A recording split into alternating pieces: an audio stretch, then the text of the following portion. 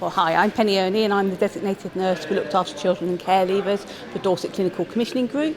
And my role is a strategic role to help the commissioners understand their responsibility in providing health services for looked after children and care leavers. So this evening is all about a fun evening. It's about feeding back to young people following a consultation that we did with them in 2016. So back in 2016, 3 years ago, I joined the CCG and we're talking with our commissioners around their responsibilities, and it was very clear that the voice of the young person hadn't been sought. So we did a big consultation. We had 6 different sessions meeting young people all the way across Dorset who were either in care and looked after with foster carers, or they were care leavers and had been through the system previously. They told us lots of information, and we've got a big stand, how that methodology took place and the answers from the young people. And we then took that information and put it into a business plan, which we then presented to the CCG in terms of saying this is what we actually need in terms of commissioning services. So originally they were saying to us there was a service, but it was a very small service. So straight away they were saying they didn't have enough nurses. They didn't know how to access those services. When they did access them, there was long waiting times.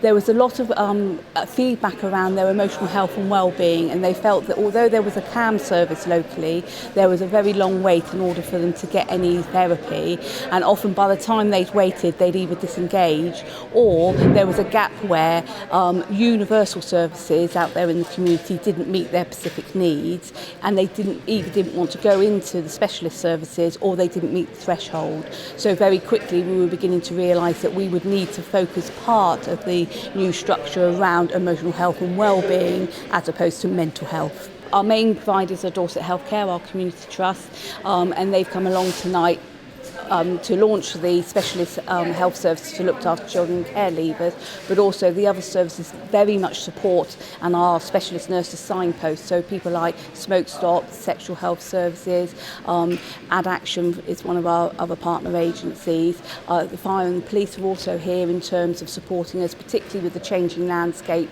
with county lines and things like that. And our theme this evening is around, be healthy, be happy, be the best you. So we've got the St Giles Trust coming down to give a presentation around how easy it is for young people through their vulnerabilities to be exploited, and how they can actually build resilience within themselves to try and stop that. So my name's Ahmed Abdul Rahman.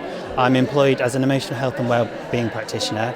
I'm based in the Looked After Children's Health team, so employed by the Dorset NHS. My role is to work with children and people up to the age of 18 who are in care, with issues around their emotional health and well-being. So the post has been for the last 2 years, and it came from the report from CCG around identifying that Looked After Children wanted to have a service that was in between that and CAMS, and they might not reach the threshold or might not want to actually go into a clinical setting. So this is quite a bespoke, innovative service. Myself and Pip are the first emotional health and wellbeing practitioners to exist, and it was about identifying what support they would need and us being able to tailor-make the support and interventions to help them, rather than it being clinical and it being quite structured. We could be quite fluid and work with them as and when they needed to.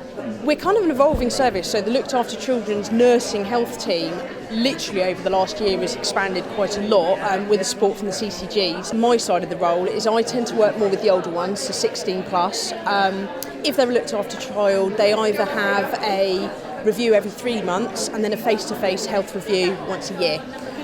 So I'm out there meeting the young people, going to wherever makes them feel comfortable, and basically just making sure they're getting all the support and sort of healthcare needs that they have met. So a lot of it's more just understanding what a child in care might need. They're no different to any other young person, but because they've had a lot of upheaval in their life, quite often it's just needing that extra support, maybe helping a GP actually understand that when they're saying they can't sleep, that's not a child saying they can't be bothered to go to sleep, that's actually saying they cannot go to sleep, they can't stay asleep, that's affecting them at school. Obviously the things that's in the press about young people getting into trouble, so actually some of it's educating the police about actually talk to this young person, they're more scared of you, and if they're being aggressive it's because they think you're going to take them away, because maybe the only time they've met the police is when they were taken away from their family. So it's really just linking in every area of a young person's life. St Giles Trust in a nutshell, what we do is we work with some of the most marginalised, disadvantaged people in society. One of the community services is the SOS Plus project.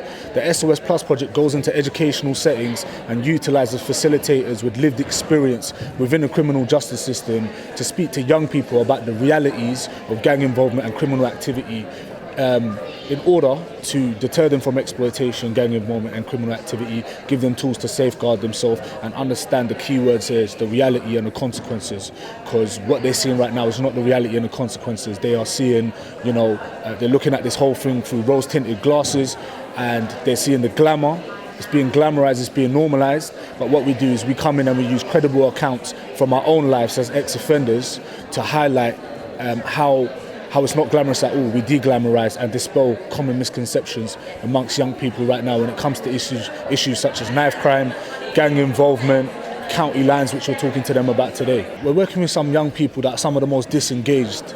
They're disengaged, they're not engaging with community services, they're not engaging with statutory services, with their parents, with their teachers, with other agencies as well. And by having that lived experience, we can come in and we can build credibility. The first thing a young person is going to say, you want to talk to me about gangs, you want to talk to me about knife crime, well, what do you know about that? That's the same thing that they will say to their teachers, what do you know?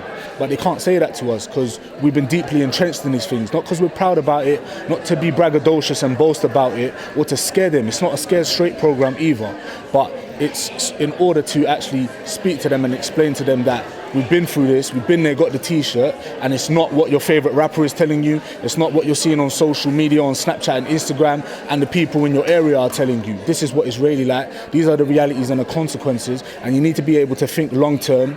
We encourage critical thinking and to question everything and to start to put some of the safeguarding tips that we provide them into place so that they can, like it says over there, be healthy and happy and be the best you to have a good future.